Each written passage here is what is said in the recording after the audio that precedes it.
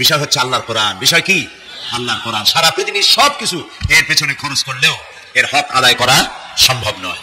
টঙ্গীবাসী তারা সুন্দর আয়োজন করেছেন, মান লাম ইয়াশকুরিন নাস ফালাম ইয়াশকুরিল্লাহ।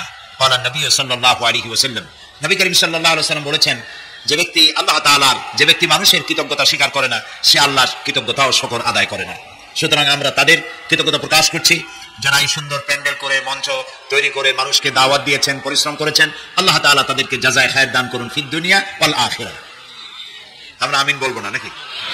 আমিন। আল্লাহ কবুল করুন। আপনারা সবাই শুনতে এসেছেন কোরআন, আর আমি কোরআনে কারীম থেকে আলোচনা শোনাবার নিয়ত করেছি। ওমা তাওফীকি ইল্লা বিল্লাহ আলাইহি তাওয়াক্কালতু ওয়া ইলাইহি উনীব সুবহানাকা লা ইলমা লানা। আসলে তো ইলম নাই, আল্লাহর কাছে সাহায্য কামনা করি, তিনি যেন বলার তৌফিক দান করেন, এমন কিছু কথা বলার যা আমার জন্য কল্যাণকর, যারা শুনবেন তাদের জন্য কল্যাণকর, এমন কিছু কথা আল্লাহ যেন বলার তৌফিক দেন। আমরা বলি আমিন। প্রথমে বলে নিতে চাই, কোরআনের দরকার কি ছিল, কোরআন আসলো কেন, কোরআন কি, এটা না বলে হঠাৎ করে এক জায়গা দিয়ে আলোচনা করলেই খুব সুবিধাজনক হবে বলে মনে হয় না। সেই জন্য প্রথমে বলে নিতে চাই কোরআন কি। কোরআন হচ্ছে আল্লাহ তাআলার বাণী। এর মধ্যে যত কথা আছে সব কার? বলেন সবাই। সবটা আল্লাহর কথা, একেবারে শুরু থেকে নিয়ে শেষ পর্যন্ত সব আল্লাহর কথা। এর মধ্যে মুহাম্মদ সাল্লাল্লাহু আলাইহি ওয়াসাল্লামের কোনো কথা নাই, কোনো মানুষের কথা নাই, কোনো জিন অথবা শয়তান ইত্যাদির কারো কোনো বাতিলের প্রবেশের কোনো সুযোগ এই কোরআন শরীফের মধ্যে নাই। আল্লাহ তাআলা খুব করে গ্যারান্টি দিচ্ছেন, তিনি বলছেন, ওয়ালাউ তাকাওয়ালা আলাইনা বা'দাল আকাবিল। আল্লাহ তাআলা বলেন, এই কোরআনে কারীমের ভিতরে আমার নবী যদি নিজের থেকে বানায়া কোনো কথা যদি আমার নামে তিনি চালায় দিতেন, আমি আল্লাহ রাব্বুল আলামিন তার ডান হাতকে চেপে ধরতাম এবং তার কণ্ঠ নালীকে আমি আল্লাহ কেটে ফেলে দিতাম। কত বড় গ্যারান্টি! মুহাম্মদ সাল্লাল্লাহু আলাইহি ওয়াসাল্লাম নিজের পক্ষ থেকে একটি কথাও যদি ঢুকাতেন এর মধ্যে, আমি তার ডান হাত চেপে ধরতাম, তার কণ্ঠনালী কেটে ফেলে দিতাম। সুবহানাল্লাহি ওয়া বিহামদিহি।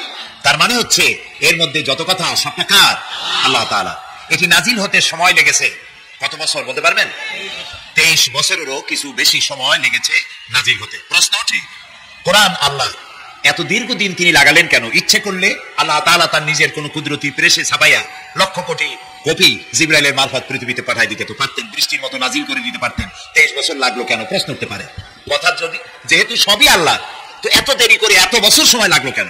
এটা বোঝার জন্য বুঝতে হবে মুহাম্মদ সাল্লাল্লাহু আলাইহি ওয়াসাল্লাম সহ আল্লাহ যত নবী পাঠিয়েছেন, আদম আলাইহিস সালাম থেকে নিয়ে মুহাম্মদ সাল্লাল্লাহু আলাইহি ওয়াসাল্লাম পর্যন্ত সব হলো আল্লাহর নবী। সব কি? আল্লাহর নবী। যাদেরকে নবী হিসেবে আমরা নাম জানি তারা সবাই আল্লাহর নবী। তাদেরকে পৃথিবীতে পাঠানো হয়েছে, জমিন আল্লাহর, আইন চলবে কার? আল্লাহ তাআলা।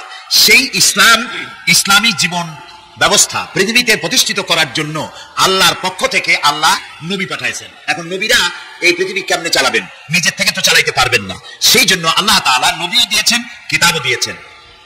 এই পৃথিবীতে ইসলামের মধ্য দিয়ে আল্লাহ মানবতার কল্যাণে যা দিয়েছেন তার মধ্যে শ্রেষ্ঠ হলো দুটি জিনিস। বলেন শ্রেষ্ঠ কয়টা জিনিস? একটা হলো নবী আর একটা হলো কিতাব। বলেন একটা হলো নবী আর একটা হলো কিতাব। যদি আল্লাহ কিতাব দিতেন আর নবী না দিতেন, তাহলে মাঝি হারা নৌকা, যে নৌকায় মাঝি থাকে না, ওই নৌকার অবস্থা দরিয়ার মধ্যে কি হয় কোন তো? ওই কুলি যে ঘা খায়, এই কুলি গিয়ে ঘা খায়, দুই কুলির ঘা খাইয়া মাঝখানে এসে ডুবে মরে, যেহেতু মাঝি নেই। সুতরাং সুযোগ কিতাব আসতো, নবী আসতো না, তাহলে মাঝি হারা নৌকার মতো আমাদের দুরবস্থা হয়ে যেত। আবার কিতাব আসতো না, শুধু নবী যদি আসতেন, তাহলে নবীদেরকে অনেক সময় এই মানুষেরা নবীকে আল্লাহ মনে করতো অথবা আল্লাহর ছেলে মনে করতো। এরকম কোন কোন নবীকে তো মনে করেছেই আল্লাহর ছেলে মনে করেছে না? ঈসা আলাইহিস সালামকে খ্রিস্টানেরা কি বলে? ওয়াকালাতিন নাসারাল মাসীহ ইবনুল্লাহ। আল্লাহ তাআলা বলেন, খ্রিস্টানরা বলে মসিহ হচ্ছে আল্লাহর পুত্র। বলেন নাউযুবিল্লাহ। ওজায়েরকে তারা আল্লাহর পুত্র বলেছে। এবং এক পর্যায়ে গিয়ে খ্রিস্টান এবং ইহুদিরা বলেছে যে শুধু ওজায়ের আর ঈসা আল্লাহর পুত্র নয়, নাহনু আবনাউল্লাহ, আমরাও আল্লাহর নাতিপুতি, আমরা বাদ যাবো কেন? এভাবে তারা বলেছে। সুতরাং ইসলামের মধ্য দিয়ে আল্লাহ তাআলা মানবতার যত কল্যাণ সাধন করেছেন তার ভিতরে শ্রেষ্ঠ কল্যাণ দুটি, একটি হলো নবী আর একটা হলো কিতাব। নবী আর কিতাব হচ্ছে ওতপ্রোতভাবে জড়িত। যেহেতু ইসলাম একটি আন্দোলনের নাম, একটি জীবন ব্যবস্থার নাম, একটি মুকাম্মাল নিজামে হায়াতের নাম, সেই আন্দোলনকে পরিচালিত করেছেন নবীরা। নবীরা এই আন্দোলন পরিচালিত করতে গিয়ে যখন যে ধরনের যে সমস্যার মোকাবেলা করেছেন, ওই সমস্যাকে ওভারকাম করার জন্য আল্লাহর পক্ষ থেকে যে বিবৃতি, বাণী, মত, রায় বক্তব্য এসেছে, সেই বক্তব্য, সেই বিবৃতি, সেই রায়, সেই মত আল্লাহর, সেইগুলি যে কিতাবে লেখা হয়েছে 23 বছর ধরে নবুয়াতের জিন্দেগির যে কিতাবে লেখা হয়েছে, সেই কিতাবের নাম কোরআন শরীফ। যেহেতু ইসলাম জীবন ব্যবস্থা, তাই সময় লেগেছে 23 বছর। এটি সময়ের সাথে শানে নজুল আছে, প্রেক্ষাপট আছে, কি কারণে, কোন আয়াত, কোন সূরা কেন নাজিল হলো, সেগুলির একটা বিরাট ইতিহাস রয়েছে। কোরআনে কারীম আল্লাহ তাআলা নাজিল করে দিলেন, নবী করিম সাল্লাল্লাহু আলাইহি ওয়াসাল্লাম এই কোরআন দিয়ে একটি সমাজ, একটি রাষ্ট্র তৈরি করলেন। বলেন সুবহানাল্লাহ। আমরা বুঝি নাই, না বোঝার কারণে কোরআনের কাছে যাই না। কোরআনের কাছে আমরা কখন যাই?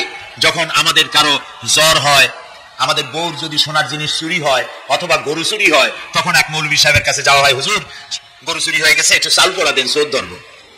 এখন আপনি কি মনে করেন যে আল্লাহ তাআলা চোর ধরার জন্য কোরআন শরীফ নাজিল করছেন? আল্লাহ তাআলা বললেন, হে রাসূল, কোরআন একটা দিলাম, দুনিয়ার যত চোর আছে সব চাল পড়বে না, চোর ধরবেন। যত মেয়ে লোকের জেনে ধরে, খালি তাবিজ লিখবেন আর জেন ছাড়াবেন। এই জন্য আসছে কোরআন? না, এই জন্য কোরআন আসে নাই। কোরআন কি জন্য আসছে? কোরআন চোরকে ধরার জন্য আসে নাই, চুরিকে বন্ধ করে দেওয়ার জন্য কোরআন এসেছে। কথা কি বুঝতে পারেন? কোরআন ডাকাত ধরতে আসে নাই, ডাকাতি বন্ধ করার জন্য এসেছে। কোরআন খুনিকে ধরার জন্য আসে নাই, কোরআন অবৈধ রক্তপাত চিরকালের জন্য বন্ধ করে দেওয়ার জন্য কোরআনের আগমন করেছে। এটা হচ্ছে সেই কোরআন। এই কোরআন এক সময় এমন ছিল যে কোরআনকে সম্মান করার কারণে মুসলমানদের ইজ্জত বেড়েছিল। আর আজকে আমাদের যদি সম্মান নষ্ট হয়ে থাকে, তার একমাত্র কারণ কোরআনের সাথে আমরা আমাদের সম্পর্ককে ছিন্ন করে ফেলেছি। বিশ্বকবি আল্লামা ইকবাল বলেন, वो जमाना में मुअज़्ज़ज़ थे मुसलमान होकर और तुम खार बने हो तारिके कुरआन होकर। সে যুগে মুসলমানেরা কোরআনকে সম্মান করে, কোরআনের আইনকে অনুসরণ করে পৃথিবীতে তারা মর্যাদা লাভ করেছিলেন। আর আজকে কোরআনকে ছেড়ে দিয়ে তোমরা অমর্যাদা, পৃথিবীর মধ্যে নির্যাতিত, নিপীড়িত, হোমলেস, স্টেটলেস, পৃথিবীতে সব থেকে নির্যাতিত তোমরা হয়েছো কোরআনের সাথে সম্পর্ক ছিন্ন করার কারণে। আজ যদি আমরা আমাদের ভাগ্যের উন্নয়ন যদি চাই, আচ্ছা আমি আগে জিজ্ঞেস করে নিতে চাই, আমরা কি আমাদের ভাগ্যের উন্নয়ন চাই? কারা কারা চাই দেখি তো? ভাগ্যের উন্নয়ন কারা চাই? আমরা সবাই চাই। ভাগ্যের উন্নয়ন যদি চাই, তাহলে কি করতে হবে? আল্লাহ তাআলা বলেছেন, ইন্নাল্লাহা লা ইউগাইয়িরু মা বিকাওমিন হাত্তা ইউগাইয়িরু মা বিআনফুসিহিম। আল্লাহ তাআলা বলেন, নিশ্চয়ই আল্লাহ তাআলা কোন জাতির ভাগ্য পরিবর্তন করেন না যতক্ষণ পর্যন্ত সেই জাতি নিজেদের ভাগ্য নিজেরাই পরিবর্তন করার জন্য সচেষ্ট হয়। যতক্ষণ পর্যন্ত আমরা আমাদের ভাগ্য পরিবর্তনের চেষ্টা করব না, আল্লাহ তাআলা আমাদের ভাগ্য ভালো বানায়া। এই কথা কি বুঝে আসছে? এখন চলুন, এই ভাগ্য পরিবর্তনের জন্যই কোরআনের কাছে আসতে হবে। সেই জন্য মৌলিকভাবে কিছু কথা আমাদের জানা দরকার। সেই কথাগুলি আমি আপনাদের সামনে আলোচনা করব ইনশাআল্লাহ। আমি আলোচনা করব সূরা আস-সাফ দ্বিতীয় রুকু।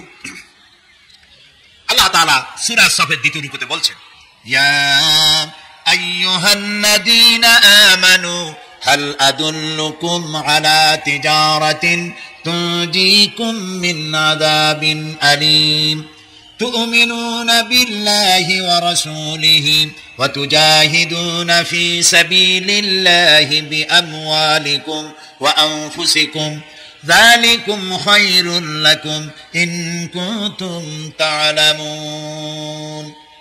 সাদাকাল্লাহুল আযীম। সূরা আস-সাফ দ্বিতীয় রুকু। আল্লাহ তাআলা বলছেন, হে বিশ্বাসীরা, তোমরা যারা ঈমান এনেছো শোনো। হাল আদুল্লুকুম আলা তিজারাতিন তুনজিকুম মিন আযাবিন আলীম। আমি কি তোমাদেরকে এমন একটা ব্যবসায়ের কথা বলবো না যে ব্যবসায় তোমাদেরকে জাহান্নামের কঠিন শাস্তি থেকে রক্ষা করবে? এমন একটা ব্যবসার কথা বলবো না? তার মানে অবশ্যই বলবো। সুবহানাল্লাহ বলেন। এ কথা কে বলছেন? আল্লাহ তাআলা। তোমরা যাতে জাহান্নাম থেকে বাঁচতে পারো সেজন্য আমি একটা ব্যবসার কথা বলবো। সাধারণত মানুষের আশা হলো দুইটা। মানুষের আশা কয়টা? দুইটা। একটা হলো দুনিয়ায় শান্তি চাই, আখিরাতে মুক্তি চাই। দুনিয়ায় কি চাই বলেন জোরে? আর আখিরাতে কি? কিসের থেকে মুক্তি? এই দুইটি জিনিস হলেই কিন্তু আমাদের সব অভাব পূরণ হয়ে যায়, আর কিছুর প্রয়োজন হয় না। দুনিয়ায় শান্তি চাই, আখিরাতে মুক্তি চাই। আল্লাহ তাআলা বলেন, এই দুইটি জিনিস, দুনিয়ায় যদি শান্তি চাও আর আখিরাতে যদি মুক্তি চাও, তাহলে এমন একটি ব্যবসার কথা আমি অবশ্যই তোমাদেরকে বলবো। ব্যবসার কথা বলা হলো কেন? ব্যবসার কথা বলা হলো এই কারণে, মানুষেরা ব্যবসাটা বোঝে খুব ভালো। ব্যবসার দিকে মানুষের ঝোঁক প্রবণতা খুব বেশি। আর ব্যবসায় কয়েকটি জিনিস লাগে, লক্ষ্য করুন। ব্যবসার জন্য প্রথমে লাগে পুঁজি। শুধুমাত্র পুঁজি ইনভেস্ট করে যদি বসে থাকেন, তাহলে ব্যবসায় লাল বাতি জ্বলবে। ব্যবসার জন্য 1 নম্বরে লাগবে পুঁজি, 2 নম্বরে লাগবে পরিশ্রম, 3 নম্বরে লাগবে অভিজ্ঞতা, 4 নম্বরে লাগবে প্রচেষ্টা, কষ্ট, শ্রম। এই জিনিসগুলি যদি আপনি কাজে লাগাতে পারেন তাহলে ব্যবসায় লাভ হওয়ার সম্ভাবনা আছে, লস হওয়ারও সম্ভাবনা আছে। ব্যবসা করলেই যে লাভ হবে তা কিন্তু নয়, লসের সম্ভাবনা আছে না? কথা বলেন, আছে না? আল্লাহ রাব্বুল আলামিন বলেন, আমার সঙ্গে যে ব্যবসা তোমরা করবে ওই ব্যবসাটা হবে তিজারাতান লান তাবুর।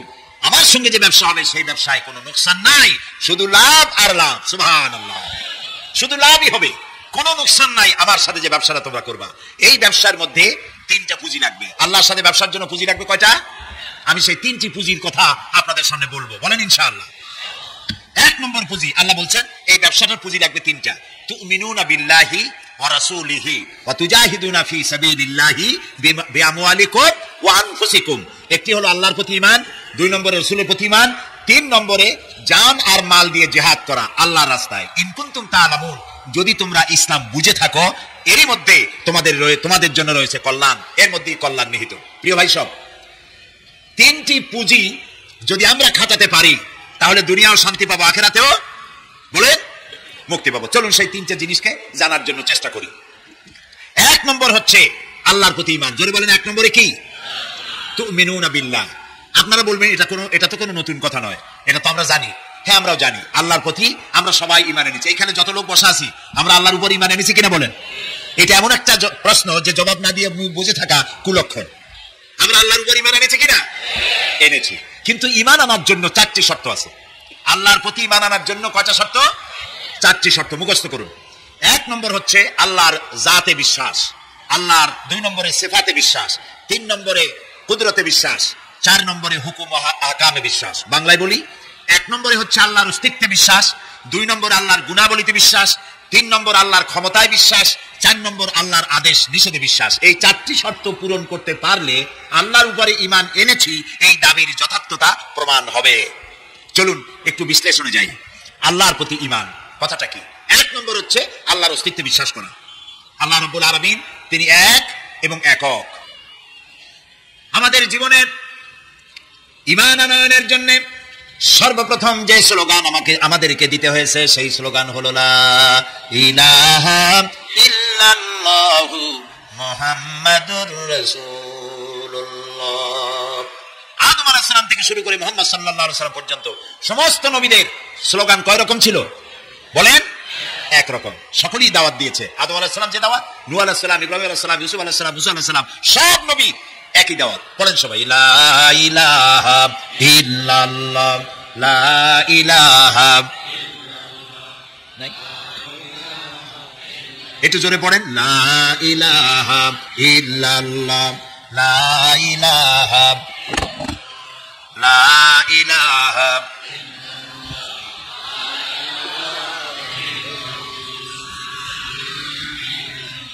সব নবীদের একটাই স্লোগান, লা ইলাহা। কোন ইলাহা নাই, আইনদাতা নাই, বিধানদাতা নাই, হুকুমদাতা নাই, শাসনকর্তা নাই, হায়াত এবং মওতের মালিক নাই। কে ছাড়া? বলেন সবাই, আল্লাহ। ইল্লাল্লাহ, আল্লাহ ছাড়া কেউ নাই। সুবহানাল্লাহ বলেন। এই আল্লাহ হচ্ছেন এক, আল্লাহ তার কোন অংশীদার নাই। এই কথাটি সূরা ইখলাসের মধ্যে আল্লাহ তাআলা পরিষ্কার করে দিয়েছেন তার ওয়াহদানিয়তের কথা।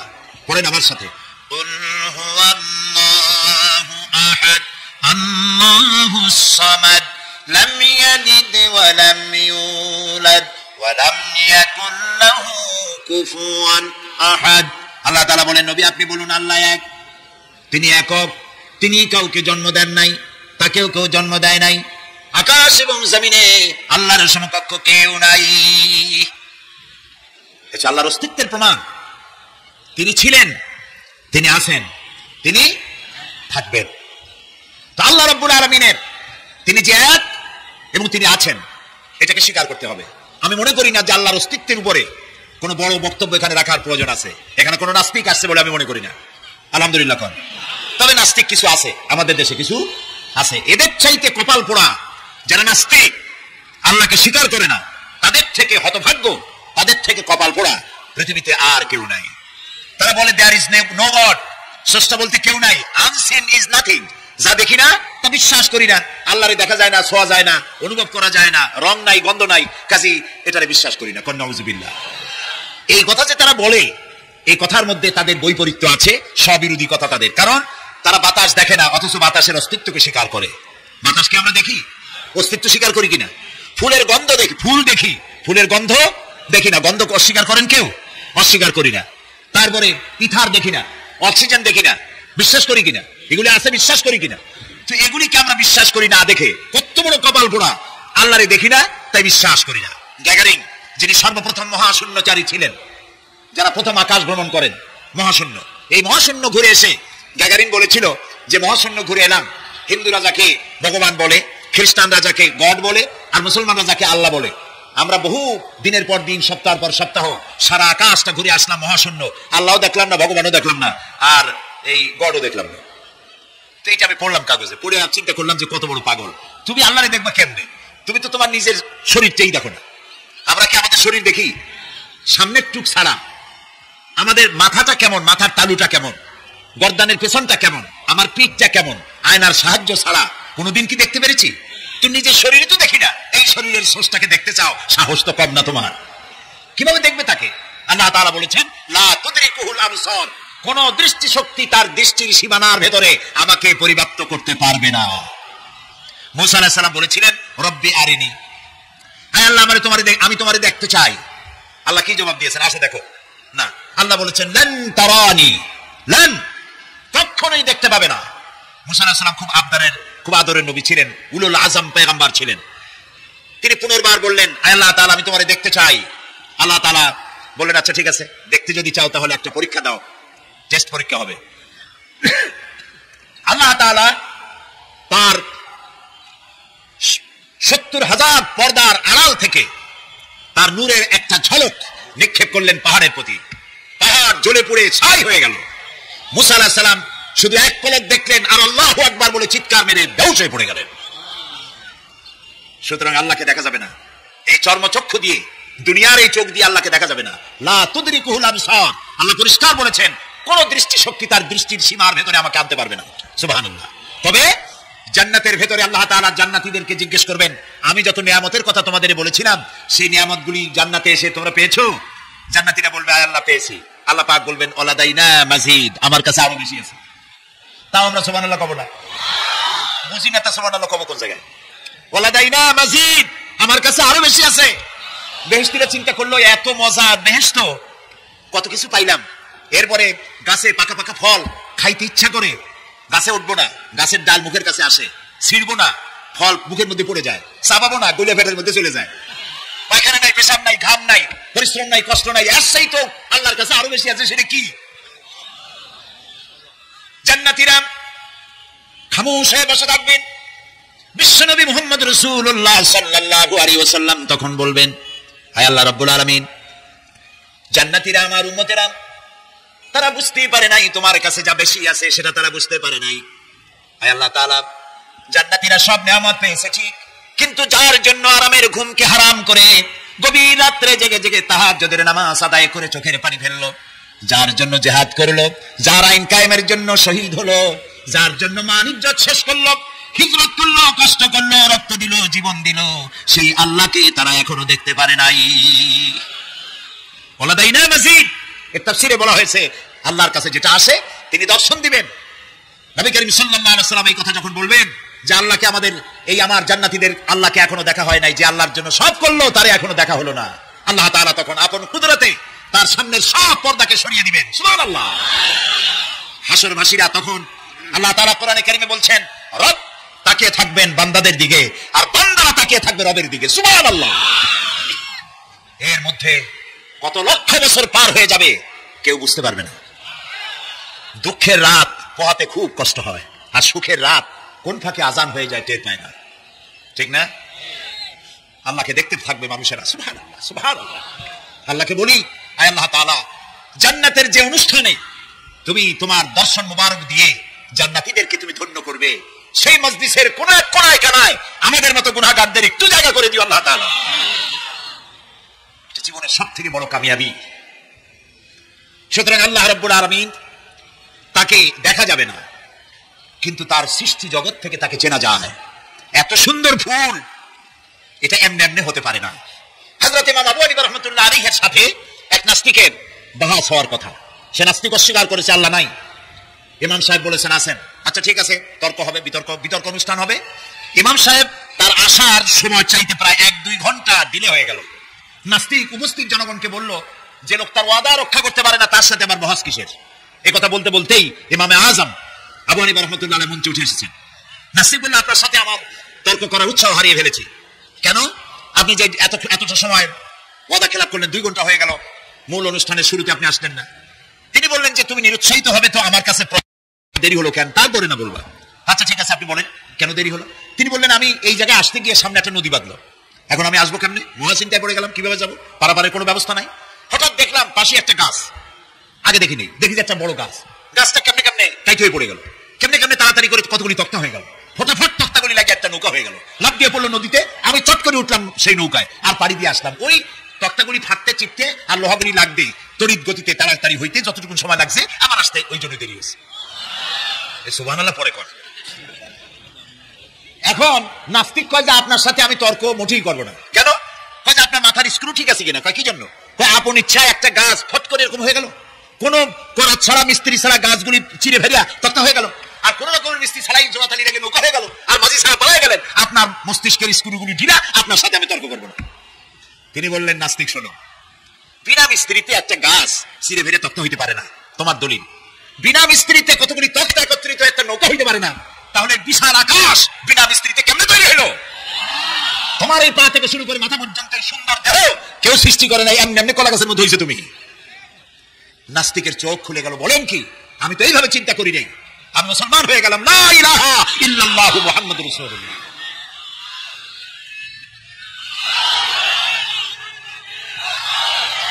আল্লাহ পাকের অস্তিত্বকে বোঝার জন্য তার সৃষ্টি জগৎ যথেষ্ট। সুবহানাল্লাহ বলেন।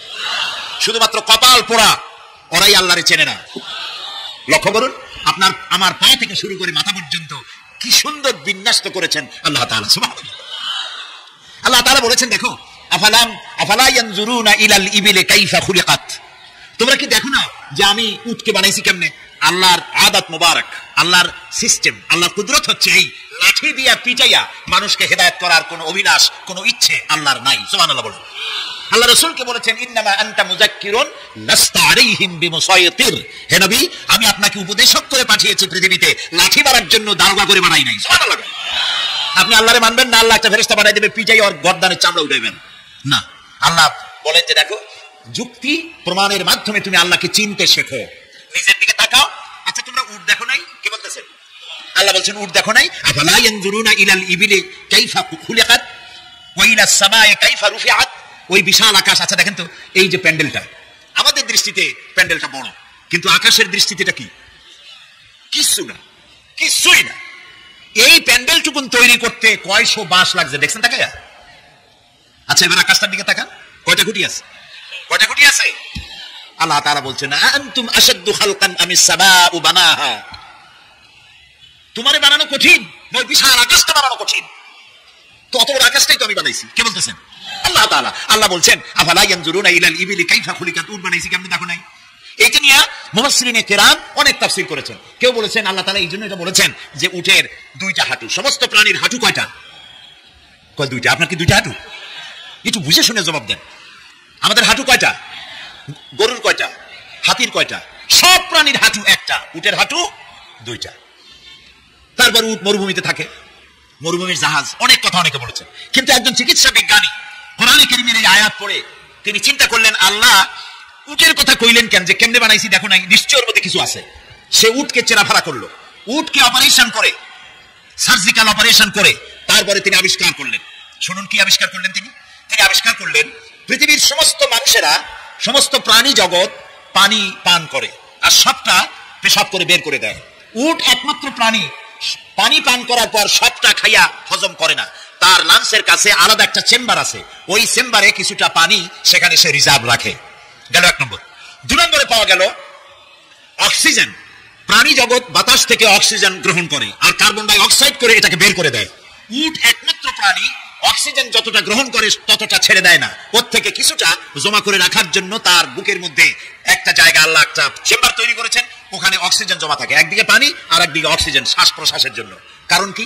কারণ হলো মরুভূমিতে বালুর ঝড় হয়, যাকে আরবিতে বলা হয় সাইমুম। বালুর ঝড়। এই ঝড় যখন শুরু হয় তখন একটানা ঝড় চলতে থাকে 2 দিন 3 দিন 1 সপ্তাহ চলতে থাকে। মানুষেরা টের পেয়ে যার যার আশ্রয় গ্রহণ করে। উট তো মরুভূমিতে চড়ে বেড়ায়, সে এইটাকে পালাবে কোথায়? সে বাঁচবে কি করে মরুঝড়ের মধ্যে? বালির ঝড়, বৃষ্টির মতো বালি পড়ে গাড়ি ডুবে যায়, পাহাড় ডুবে যায়, এই অবস্থা হয়ে যায়। উট বাঁচবে কি করে?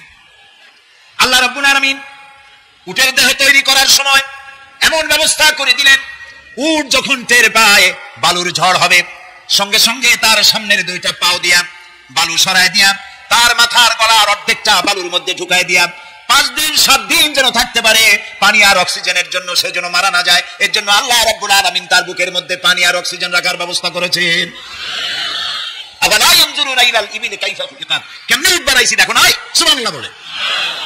আল্লাহ রাব্বুল আলামিন তার এই বিশাল সৃষ্টি, আকাশ জমিন, গাছপালা, তরু লতা, কীট পতঙ্গ, সাগর নগর সব তৈরি করে তারপরে আল্লাহ তাআলা বলছেন, এবার তাকাও আমার আকাশের দিকে, তাকাও আমার জমিনের দিকে।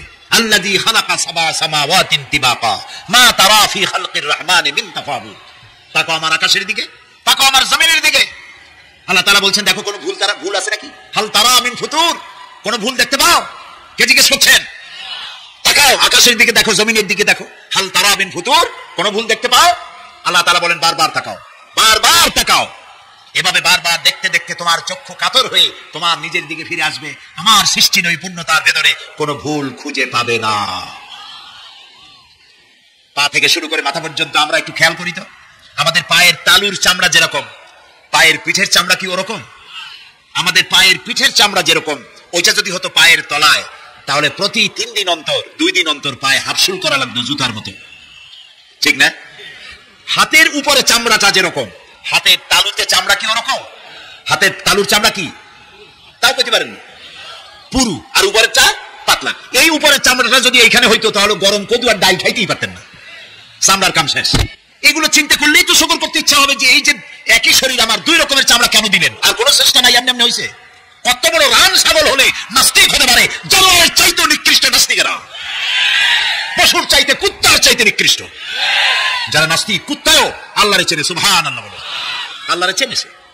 গরু ছাগল আল্লাহ যা বানিয়েছে সব আল্লাহর হুকুম মতো তার নিজস্ব পরিমণ্ডলে থাকে। মানুষ নামের কলঙ্ক ওই সব মানুষ যারা বিশ্ববিদ্যালয়ে চাকরি করে আমাদের সন্তানদেরকে নাস্তিক বানায়। এর একটা শয়তান কয়েক মাস আগে দূরে কোথাও গিয়ে আল্লাহ জাহান্নামে নিয়ে গিয়েছে। ওর কবরে জাহান্নামের আগুন জ্বলুক কিয়ামত পর্যন্ত। সে একাই শয়তান নয়, বিশ্ববিদ্যালয়ের অসংখ্য ছেলেদের মেয়েদেরকে ধ্বংস করেছে, ইমান নষ্ট করেছে। প্রিয় ভাই সব, আল্লাহ রাব্বুল আলামিন তার অস্তিত্বের প্রমাণ রেখেছেন আর বলেছেন, দেখো কোনো ভুল পাও নাকি? আল্লাহর এক দরবেশ বান্দা এক বটগাছের নিচে বিশ্রাম করতেছিলেন আর সূরা মুলক পড়তেছিলেন। এই আয়াতের কাছে এসেছেন, হাল তারা মিন ফুতুর, দেখতে পাও কোনো ভুল? সে বলতেছে, আল্লাহ তোমার সৃষ্টি জগতে তো ভুল ধরার কোনো উপায় নাই, কেউ ধরতে পারবে না, তবে আমার চোখে একটা জিনিস বেমানান মনে হয়। ভুল ধরতে কারো ক্ষমতা নাই, একটা জিনিস আমার কাছে বেমানান লাগে। একা একা বলতেছে, সেটা হলো এই, তুমি তাল গাছ বানাইছো যেমন তালও সেই রকম বড়, বেল গাছ যেমন বেলও বড়, নারকেল গাছ যেমন নারকেলটাও বড়, কিন্তু এত বড় বিরাট বট গাছ ফল একেবারে এতটুকু এতটুকু, এইটা একটু বেমানান লাগতেছে। এই চিন্তা করতেছে দরবেশ সাহেব, হঠাৎ করে একটু বাতাস এসে গাছের ডাল আন্দোলিত হয়েছে, একটা আধা পাকা বটের ফল অনেক উঁচু থেকে ছিঁড়ে এসে দরবেশের নাকের উপরে পড়ছে, নাকটা জ্বলে উঠছে।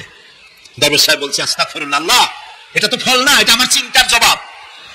আমি চিন্তা করতেছি গাছ আনমান ফল হয় নাই, তাল গাছ যেমন ফল যেমন, বট গাছ যেমন ফল যদি ওই আকারে হইতো, ফলটা যে পজিশন নিয়ে আমার নাকে পড়ছে, এতে তো আমার নাকও যাইতো মাথাও যাইতো।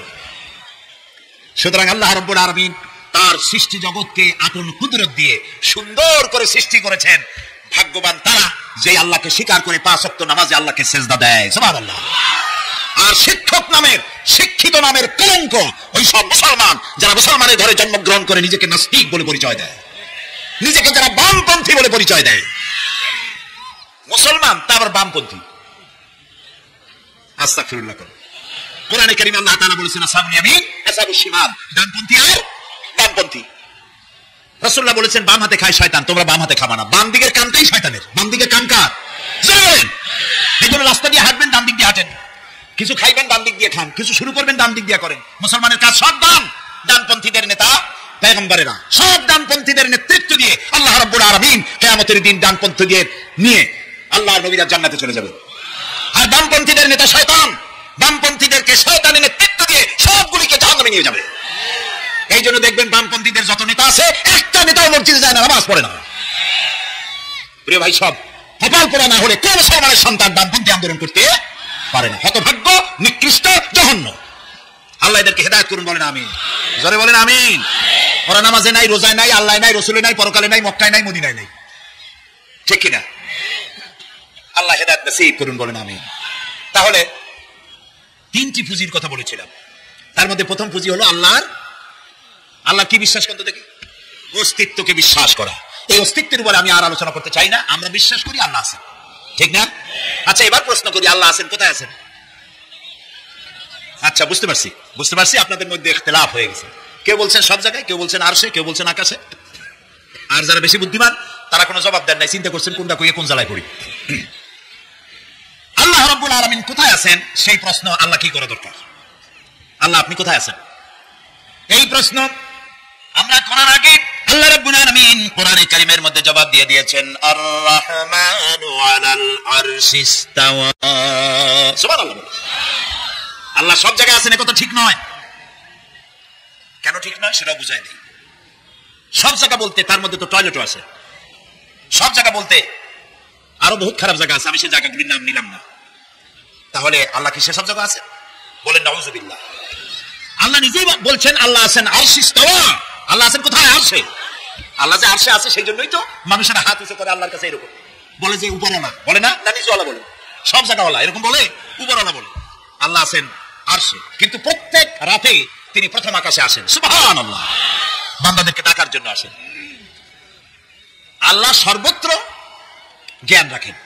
তার ইলমের মধ্যে এক চুল পরিমাণ জায়গা আকাশেও নাই, জমিনেও নাই যে আল্লাহ রাব্বুল আলামিন ওই জায়গাটুকু সম্পর্কে তাৎক্ষণিকভাবে অবহিত নন। এমন এক চুল পরিমাণ জায়গা আকাশেও নাই, জমিনেও। এটাই হলো আল্লাহ সব জায়গার জ্ঞান, তার ইলমের মধ্যে সব তিনি জানেন। একথা একটি ছোট্ট আয়াতের মধ্যে এভাবে বলা হয়েছে, وَيَعْلَمُ مَا فِي الْبَرِّ وَالْبَحْرِ وَمَا تَسْقُطُ مِنْ وَرَقَةٍ إِلَّا يَعْلَمُهَا। এই পৃথিবীতে জমিনের ভিতরে কি হয়, সমুদ্রের অতল তলদেশে কি হয়, সব আমি জানি। এমনকি এই পৃথিবীর কোন একটি গাছের পাতা যদি পড়ে যায়, কোন দেশের কোন গাছের কোন পাতা পড়েছে সে খবর আমি আল্লাহর কাছে হয়ে যায়। এটি আমি বললাম, বানায় বললাম। এটি কোথায় আছে? আল্লাহ রাব্বুল আলামিন কোরআনে পরিষ্কার করে বলেছে, এত পাতার খবর যদি আল্লাহর কাছে হয়, তাহলে আমরা কোথায় কি করি তিনি টের পান না? অবশ্যই টের পান। এটি আমাদের মনে রাখতে হবে। আল্লাহ তাআলা তার উপরে আমাদের বিশ্বাস হচ্ছে এই যে তিনি আরশে ইস্তাওয়া, আরশে আছেন, এবং তিনি না জানেন, না দেখেন এমন কিচ্ছু নাই, না শোনেন এমন কিচ্ছু নাই। এমনকি সমুদ্রের অতল তলদেশে ছোট্ট পাথরের ভিতরেও যদি একটি পোকা যদি পালায়ে থাকে, এমন পোকা যা মাইক্রোস্কোপ যন্ত্র ছাড়া দেখা যায় না, এমন একটি পোকা আটলান্টিক বা প্রশান্ত মহাসাগরের অতল তলদেশে থেকে যদি ক্ষুধার যন্ত্রণায় চিৎকার মারে, কেউ শোনে না। আরশের মালিক আল্লাহ রাব্বুল আলামিন বলেন আমি শুনতে পাই। সুতরাং তিনি সব শুনতে পান, তিনি দেখতে পান, এবং সবকিছু তার নলেজে আছে। এ হচ্ছে আল্লাহর অস্তিত্বে বিশ্বাস। 2 নম্বরে আল্লাহর সিফাতে বিশ্বাস। 2 নম্বরে কি বলেন? সিফাত মানে কি? গুণ। বলেন কি? গুণাবলীতে বিশ্বাস। আল্লাহর নাম আল্লাহ, বলেন তো। আল্লাহ নয়, কিন্তু আল্লাহ হচ্ছে অশুদ্ধ, শুদ্ধ হচ্ছে আল্লাহ। বলার সময় মুখটা গোল হয়ে যাবে।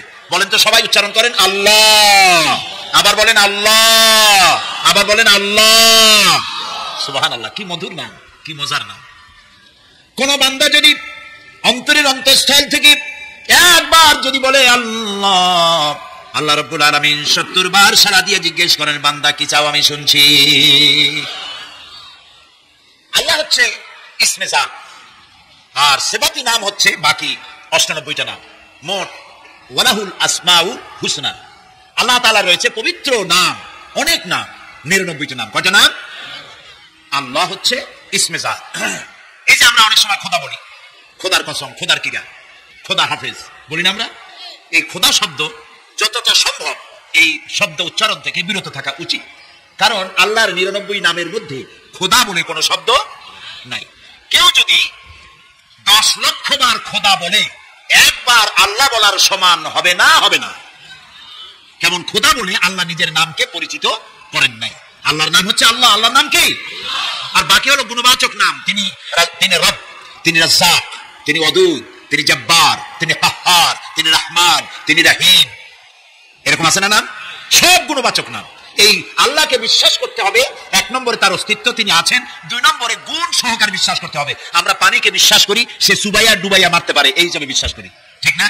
আগুনকে বিশ্বাস করি সে পোড়ায় মারতে পারে। সাপকে বিশ্বাস করি সে দংশন করলে আমি মরে যেতে পারি, ঠিক কিনা? এইভাবে প্রত্যেকটা জিনিসের গুণ সহকারে তাকে বিশ্বাস করতে হয়। সেই জন্য আল্লাহকে আল্লাহ আছেন, এইটা শেষ কথা নয়, তার গুণ সহকারে তাকে বিশ্বাস করতে হবে। তিনি হচ্ছেন খেতে দেওয়ার মালিক, রাজ্জাক। মানে বলেন তো নামটা কি? রাজ্জাক মানে কি? রিজিক দাতা। কে রিজিক দাতা? এই জন্য রিজিক চাইতে হবে কার কাছে? আল্লাহর কাছে। কোন অভাব অভিযোগের জন্য আমি কাউকে বলবো না আপনি আমার খেতে দেন, আল্লাহর কাছে চাইতে হবে। চাইবো কার কাছে? আল্লাহর কাছে। খেতে দেওয়ার মালিক তিনি।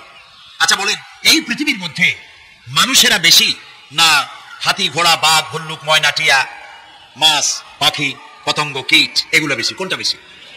আমরা বেশি না ওরা বেশি? ওরা বেশি, ওরা বেশি। এই যে অসংখ্য হাতি আছে পৃথিবীতে, হাতির পেট বড় না আমার পেট বড়? গন্ডারের পেট বড় না আপনার পেট বড়? কুমিরের পেট বড় না আপনার পেট বড়? আচ্ছা, এখন এই সব প্রাণীদেরকে কে খেতে দেন? আপনার আমার তো ব্যাংকে ডিপোজিট আছে, কম থাকুক বেশি থাকুক, গোলায় ধান আছে, চাউল আছে, বাড়িতেও আছে, আছে না? কিন্তু এই যে পাতিশিয়াল, ফক্স, পাতিশিয়াল চেনেন তো? চিনবেনই তো, সাংঘাতিক চালাক এগুলি। এই পাতিশিয়াল কোন ব্যাংকের ম্যানেজারের কাছে গিয়ে বলছে যে ম্যানেজার সাহেব, এখন তো পৌষ মাস, আমি 10টা মুরগি চুরি করে আনছি, আমার নামে একটা অ্যাকাউন্ট খোলে, বৃষ্টির সময় যখন আমি চুরি করতে পারবো না তখন এগুলি উইথড্র করে আমি আমার পেট বাঁচাবো। এই কথা বলেই শিয়ালের নামে, বাঘের নামে কোন অ্যাকাউন্ট আছে ব্যাংকে? কোরআন শরীফে আল্লাহ তাআলা বলছেন এমন অনেক প্রাণী আছে পৃথিবীতে যারা তাদের রিজিক সংগ্রহ করে রাখে না। আল্লাহ বলেন আমি আল্লাহ তাদেরকে রিজিক দেই। কে দেয়?